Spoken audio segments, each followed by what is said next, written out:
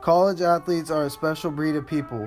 They have to be able to balance many different things at once, or they won't be able to make it through the university and earn their degree. Between practice, going to class, games, eating, getting homework done, and finding time to get ample sleep, it can be a real struggle. It can be nearly impossible to find work and maintain a job while making sure that athletes are not falling behind in both the classroom and their respective sport. There has been an argument for years now about whether or not college athletes should get paid, since they bring money in for the university, supposedly don't have the time to make their own. A lot of people have formed opinions on this matter but have not done any research, so they don't know how it would affect the college world of athletics. Day by day, year by year, college athletes push themselves to the limits both physically and mentally.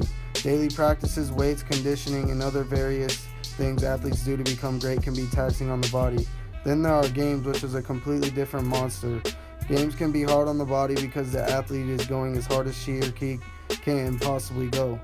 But that is why people love it. They love watching people run fast, hit things hard, and contact. Approximately 12,500 collegiate injuries occur yearly in the NCAA alone, which means that people are putting their bodies on the line much more than the average student. Most of the athletes put themselves through this on the small sliver of hope that they maybe can make it professionally. If someone is going to put themselves through the risk of injury and the increased chance of mental health issues, the least the NCAA could do is compensate the athletes for putting their bodies through daily rigorous grind just to entertain fans. Fans are so essential in sports because they can motivate athletes, break them down, and are just so essential in a good sporting event environment. Most importantly, fans bring in money to both the NCAA and the university. Without the fans, colleges wouldn't have a way to generate an income for sports programs. Many sports are supported by the money that is brought in by the big sports that bring in the fans. Even after the universities support all their sports programs, the NCAA and some universities have more money than they know what to do with. For the big tournament in March, people watch all over the nation, and when people watch these student athletes, it brings in an incredible amount of money for the NCAA.